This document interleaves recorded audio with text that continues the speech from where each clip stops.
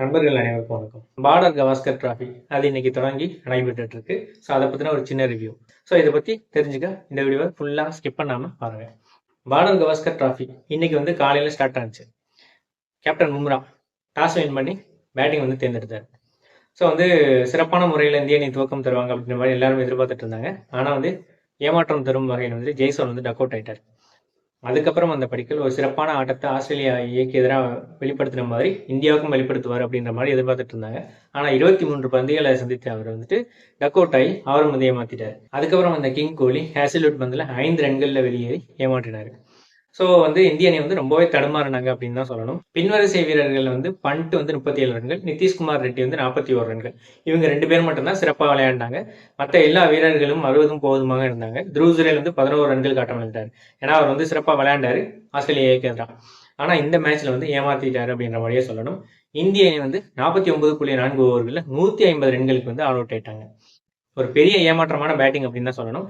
Batting ஆர்டர்னு சொல்லக்கூடாது, marking ஆர்டர்னு சொல்லணும். அந்த மாதிரி தான் இந்திய அணியோட டாப் ஆர்டர் பேட்ஸ்மேன்கள் எல்லாம் விளையாடுறாங்க.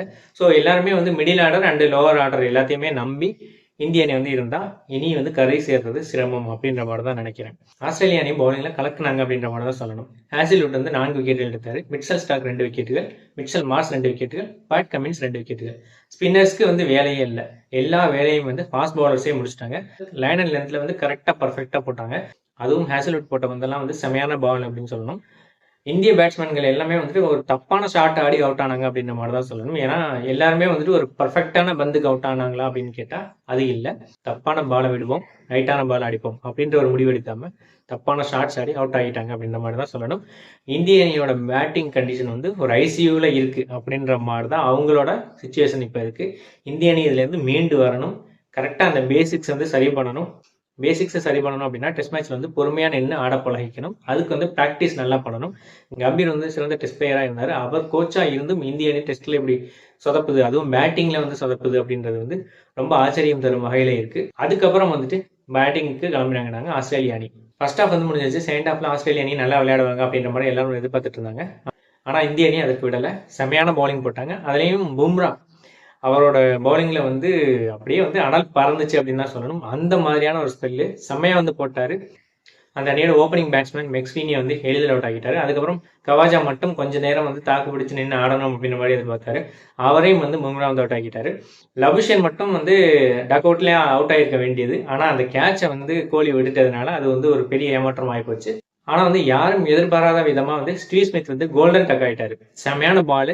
அந்த பாலை கணிக்கவே முடியல ஸ்டீவ் ஸ்மித்னால. அந்த மாதிரியான ஒரு பாலிங் ஸ்ட்ரெயிட்டாக எல்பிடபிள்யூ பிளம்ப்னு சொல்லணும்.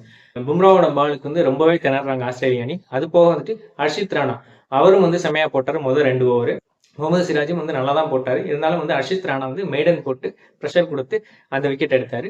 அவர் பும்ராவுக்கு நல்ல ஒரு பேக்கப் பவுலராகவும் இருக்கிறாரு. அவருக்கு ஒரு சைடு ப்ரெஷர் போட இவருக்கு விக்கெட் விழுது. அந்த மாதிரி ஒரு காம்பினேஷன் நல்லா இருந்துச்சு. ஹர்ஷித் ராணாவும் செமையா பவுலிங் போட்டு டிராவிஸ் ஹெட்டை போல்ட் எடுத்து செமையான ஒரு பவுலிங் போட்டிருக்காரு. மானஸ் லபுஷனுக்கு கேட்ச் விட்டு தான் விட்டாங்க. அவர் இந்திய அணியோட பொறுமையை ரொம்பவே சோதிச்சார் அப்படின்னு சொல்லணும். ஒரு தடுப்பு சுவரா நின்று ஆஸ்திரேலிய அணியை காக்கணும்னு நினைச்சாரு. இருந்தாலும் அந்த தடுப்பு சுவரை சரிச்சு விட்டாரு நமசிராஜ். ஒரு செமையான பவுலிங் போட்டு அவரை விக்கெட் எடுத்தாரு.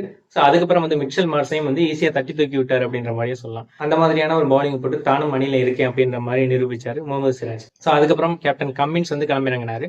அவர் ஓரளவு அணியை காக்கணும் அப்படின்ற மாதிரி நினைச்சாரு. இருந்தாலும் ஆஸ்திரேலியன் கேப்டனுக்கு இந்தியன் கேப்டன் இருக்கேன் அப்படின்ற மாதிரி பவுலிங்ல கிளம்பிறாங்க. பும்ரா ஒரு செமையான பால் போட்டாரு. அந்த பந்து பேட் கமின்ஸ்னால கணிக்கவே முடியல. அந்த மாதிரியான ஒரு டெலிவரி, அன்பிளேயபிள் டெலிவரின்னு சொல்லணும். அந்த டெலிவரிக்கு ஈஸியாக கீப்பர் கிட்ட கேட்ச் கொடுத்து அவுட் ஆயிட்டாரு நம்ம பேட் கமின்ஸ்.